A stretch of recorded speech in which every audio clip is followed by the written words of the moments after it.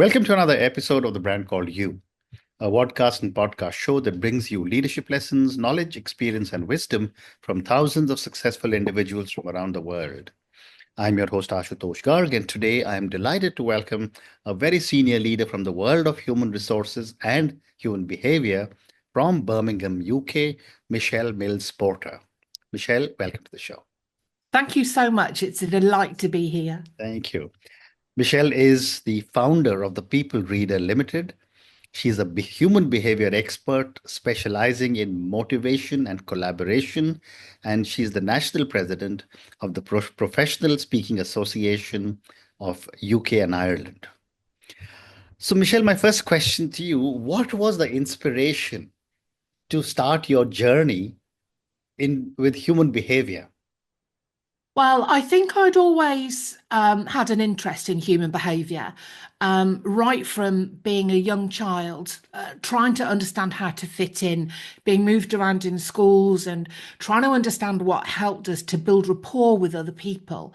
But I was actually a CEO, a very successful marketing company that I'd started from scratch, and I thought that I was rocking it. And this is like 2003. We were doing brilliantly, winning every single award you could imagine. I went on a few holidays to celebrate, and it was actually being caught smack bang in the middle of the Boxing Day tsunami.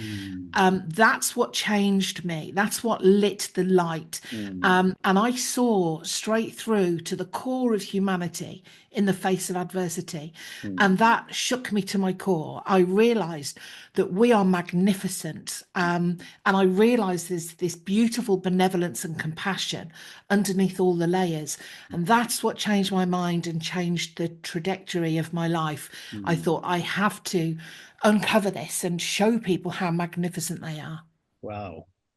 So, you partly answered my next question, which was on adversity, but can you give me a little more details about how the tsunami impacted your own understanding of people and what made you change yourself? Yes, I don't think that I changed as a person. I think that it highlighted some core things that were really important to me that I'd lost sight of. So I think that adversity has got this ability to recalibrate our core driving forces and awaken us to what's important in our life. And there's nothing that will do that like sitting in a garden thinking about your loved ones at home to be able to recalibrate and remind you what's important in life. For me, what changed was the fact that we had this small culture, and we were in one person's garden. Jimmy Lau was a village elder in Hikkaduwa, and he opened up his garden to a host of us who were, without homes, without shelter, and he opened his garden to us. And that community in a week was just beautiful. The way that we communicated, it was incredible that even though we all spoke different languages, we didn't have any problem communicating. Right. And the way that we collaborated, there was this flattening of hierarchy. All of a sudden, it didn't matter what your title was, didn't matter what you did, didn't matter how big your car was. All of a sudden, there was a flattening of hierarchy, and the things that were important were latent skills, things that we might not have valued in the Western world, being able to dress a wound, being able to light a fire, being able to plumbing was when you've got more than 100 people in one garden and no flushing toilet. Plumbing is all of a sudden extremely important. Okay. So there was this acceptance of the skills that people brought, and that bred this collaboration, which was just phenomenal. How amazing. How amazing. So let's now talk about, motivation and collaboration. What, in your view, are some of the core drivers of human motivation in teams?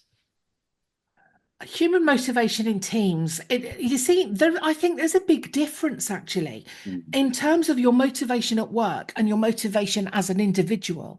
So I work I've created a motivational tool that actually uncovers what subconscious core driving forces you truly have. And there's only 6 to choose from, and we decide which out of those 6 are the most important to you and which are the least important important to you, and that helps us to understand ourselves and each other. But in a work environment, we're talking about something different, and we usually are talking about the organization or the leaders want people to buy in to their core mission and values. So sometimes we get the words mixed up and we say values when actually we mean mission and vision. So I think the most important thing for leaders is to understand what motivates people individually Mhm. and work out how that fits in with the vision and the mission of the organization and not try and force it. Mhm. So I think a mistake that leaders make sometimes is by saying, if you don't share our values, you can't join our organization. That is not inclusive. People have different values for different Correct. reasons. And as leaders, we need to accept that they have different drivers, different motivations, Mhm. and create space for those to be realized. Great response. And therefore, a follow-up question for you, Michelle. How can leaders identify what truly motivates their people? You can only do it by getting down and talking to them.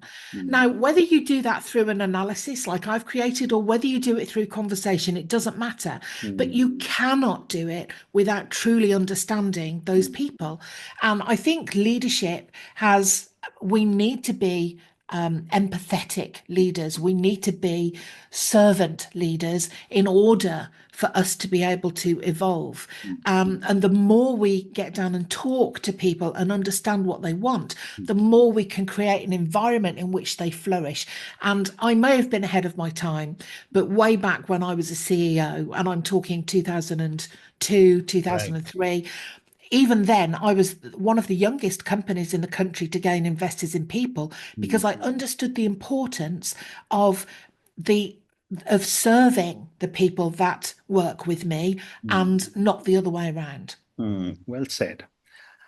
My next question, Michelle, is how do motivation and collaboration intersect in the workplace?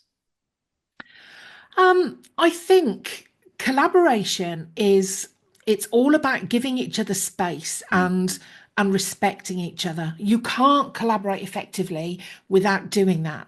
Yeah. So that kind of pulling down of the hierarchy is the very first step. It's understanding that everyone has got something of equal value to bring to the party. Mm. Now, in terms of our motivation, our personal motivation comes from our very formative years. So Mm. it's to do with our upbringing, our culture, our religion, if we had one, what our caregivers taught us, our experiences. And therefore, we have a different perspective of the world to Mm. somebody that has a different upbringing, religion, experiences, Right. background, caregivers. So, those perspectives, we need to give room for Mm. every perspective to be valued. That Mm. is the very basis of allowing collaboration to happen. If we Mm. do that, collaboration is not hard. It's not like pushing water uphill. Collaboration is really easy when we all are accepting of each other. We Mm. only need one thing, in my Mm. opinion, Yeah. and that is either a shared goal or a shared enemy. And sometimes Mm. they can be the same thing. Well said. And what role does self-awareness play in driving motivation? Oh, it's absolutely intrinsic. Mhm. Yeah, it's fundamental. If you don't have self-awareness Mhm. and you don't understand what it is that motivates you, Mhm. then and the consequences can be dire. And I'll give you an example. When I came back from the tsunami, I'd reawakened my own motivations, what was Mhm. important to me, and that was all about helping other people and being benevolent and those kind of things. And in my work environment, that wasn't what I was doing. Mhm. But I had 14 staff and I couldn't just close the business. I had a responsibility to them. So I had to continue doing what I was doing as CEO. Now, what that did when I wasn't fulfilling my own core driving forces Mhm. is it really started to break me down. So it started with illness and then it started with depression, and it started a whole ball rolling of Hmm. collapse, and it ended in what I call a complete medical breakdown. Wow. Now, some people nowadays will call that massive burnout, but I call it a medical breakdown. I Hmm. literally was flat on my back, and it was only when I gave space to what truly motivates me and started filling those buckets that I was Hmm. able to climb out of that. Hmm. Wow. Thank you for sharing this. Michelle, my next question is what common leadership mistakes inhibit team performance? Um, I think the common leadership mistakes are, I think I've already alluded to it. Thinking that your organization has a has values when actually you have a mission and a vision rather than values. You might want people to share your values, but you can't force those values upon your Right. people. You have to give space for their own values to be Hmm. realized, and Hmm. then find the alignment. How does that fit in with, with what you want the Right. organization to look like? So Right. I think that that's the key thing. Hmm. But also the fact that people at the top sometimes don't realize that the message and the passion that they have for Hmm. the organization doesn't get filtered through right down to the bottom level. And Hmm. that's one of the issues that I see. Quite often, I'm brought into organizations to Hmm. try and bring teams back together. And the common theme is the fact that the people at the bottom, it's so to speak, Right. didn't get the message from the top. It's not Hmm. translating through. So it's Hmm. not transparent all the way. And the leaders at the top are thinking, well, hey, we're brilliant, we're going this way. And people aren't following them because they're not bought in, because they don't understand. They don't Hmm. understand the vision, the mission, the role well enough to be Hmm. able to support. Yep. Thank you. You were telling me a few minutes back about the methodologies and tools you have developed. And therefore, my question is, how do your tools or methodologies reveal hidden potential in individuals? Oh, that's exactly what they do. Hmm. Exactly what they do. So, the behavior profile that I've Hmm. written shows prominent qualities. There are 12 prominent qualities, and Hmm. we show which people have prominent qualities and which, and it's very balanced. So, the reason that I've done it in the way that I've done it is because I have a very big fairness bone. Hmm. Hmm. Fairness and equilibrium is massively important to me for Hmm. obvious reasons when you look at my history. Hmm. So for me, I don't want anyone to feel that they can't shine. So Hmm. for every single prominent quality I have highlighted, there is an opposite. So you can't be good at everything. Hmm. You are either very self-motivated Hmm. or you are very patient. You can't be both. Yeah. And so what we do is we allow every single person to Hmm. shine and to see perhaps what they're not very good at. What Yeah. that does is it helps them to lean into others that are good at that. So actually together they Hmm. can create a much better team. Correct. That's just one of the tools. Every single one of my tools is designed to make sure that everyone can be empowered and Hmm. understand what they bring to the party. Very interesting. Let's now talk about embracing neurodivergent workforces, which is another area of your expertise. And my first question is, what are the hidden superpowers of neurodivergent individuals at work? Okay, I'm going to clarify something if I Hmm. can. I talk from my lived experience, Sure. and I run a couple of neurodivergent groups, and Hmm. that helps me to understand an awful Yeah. lot. And one of the superpowers I have, being ADHD, is the ability to hyper focus. So I Hmm. can learn things very quickly because I don't go to bed. I'm just learning, and Hmm. I hyper focus, and I don't do anything. I don't eat, I don't sleep, I Yeah. don't drink, until I've got to the bottom of it. And that is Hmm. one of the potential prominent qualities Yeah. of people with ADHD. Hmm. But I am not an expert in Sure. neurodivergence. So I do have experts in my groups, but I'm an observer and I'm learning all the way. I think some of the things that there are umbrellas, and we tend to think that people that are on the autistic spectrum um, are not very aware of other people's feelings. That is absolutely not true.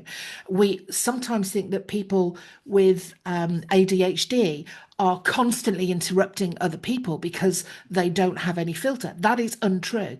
So actually, I've created this whole graph, which is what the analysis was based on, and Right. it identifies all of the potential prominent qualities for each of those neurodivergent conditions. And it's astonishing when you Mm. suddenly realize that the massive creative problem solvers, are probably neurodivergent. And the ones that are the most creative, probably neurodivergent. It's that polarness, that actually makes neurodivergence something to aspire to rather than to run away from. Great response. And a follow-up question for you, Michelle, is why is embracing the neurodivergence essential for high performance? Um, I'd like to ask, why is it not? Hmm. I think there are some real problems, and it starts with the title Mm. neurodivergent. Mm. If you look at the complexities of humans and human behavior, Mm. you might listen to the experts and think that 25% of our society is neurodivergent. I beg to differ. Mhm. Having done thousands and thousands of analyses on people and spotting the patterns which led me to think maybe I ought to get diagnosed, is the fact that I believe that more than half of society are neurodivergent.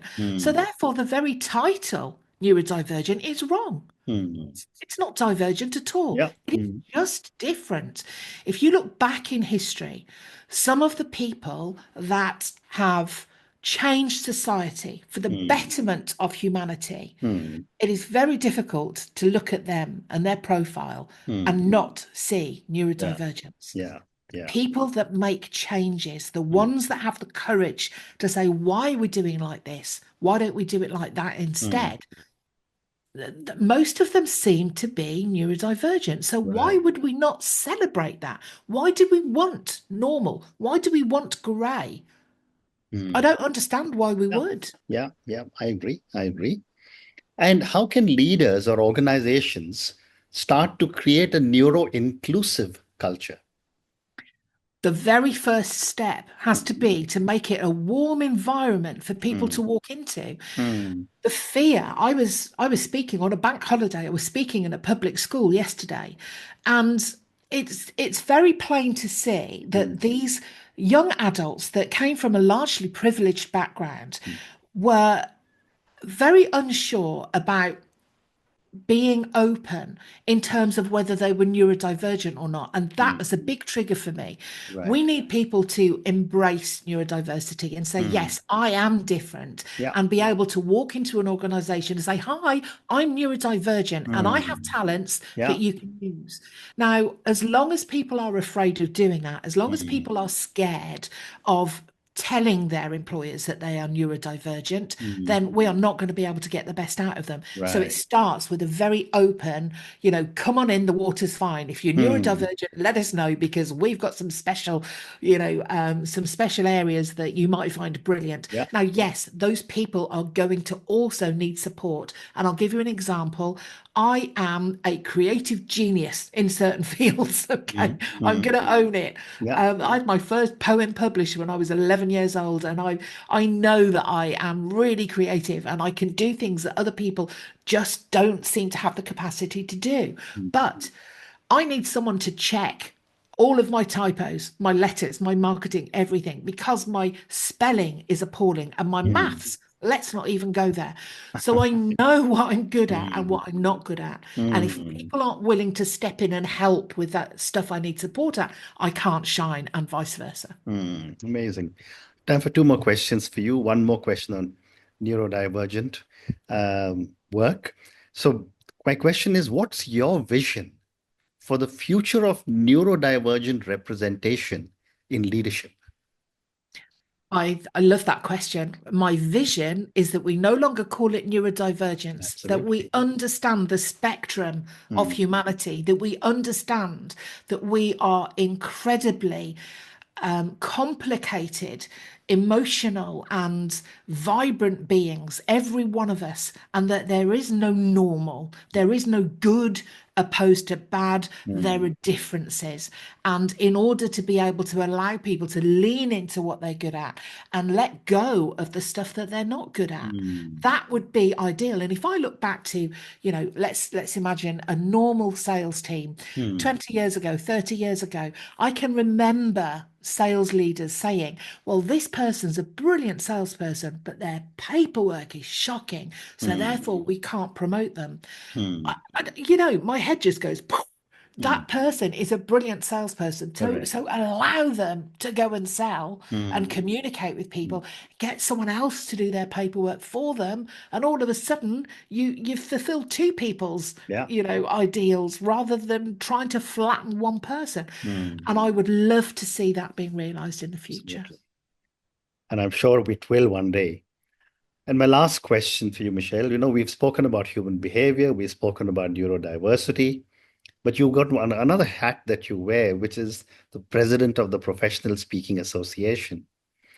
How has your role as the PSA president influenced your mission, both for the work that you're doing in human behavior as well as for neurodivergent human beings? Well, I am a little bit maverick, as you probably might have guessed. So I'm going to turn that on its head and say that it hasn't influenced my mission at all. In fact, my mission has influenced my position as PSA National President. And the reason is I'm very proud, by the way, to say that we are part of the Global Speaking Federation, and that there are professional speaking associations all over the world, and the collaboration with those PSAs in different countries is very, very special to me. But actually, what I find really the synchronicity is too much to bear. 20 years after these lessons were bestowed upon me in the middle of the Boxing Day tsunami, I suddenly find myself stepping up as national president of the PSA at a time when we are going through our own adversity, the biggest adversity we've been through in 25 years, and those lessons are direly needed. And so actually what I bring to my position as national president of the PSA are all of those lessons about collaboration, motivation, teamwork, and it's really helping us to put our association tighter back together and be more successful. Well said. And on that note, Michelle, I just want to say what an amazing conversation this has been. I mean, I think I learned several new things from you about human behavior, about motivation and collaboration. I also learned many new things about neurodivergent behavior and neurodivergent human beings. Thank you for speaking to me, and good luck to you. Thank you. It's my absolute pleasure, and thank you for having me. Thank you. Thank you for listening to the Brand Called You videocast and podcast, a platform that brings you knowledge, experience, and wisdom of hundreds of successful individuals from around the world. Do visit our website www.tbcy.in to watch and listen to the stories of many more individuals. You can also follow us on YouTube, Facebook, Instagram, and Twitter. Just search for the Brand Called You.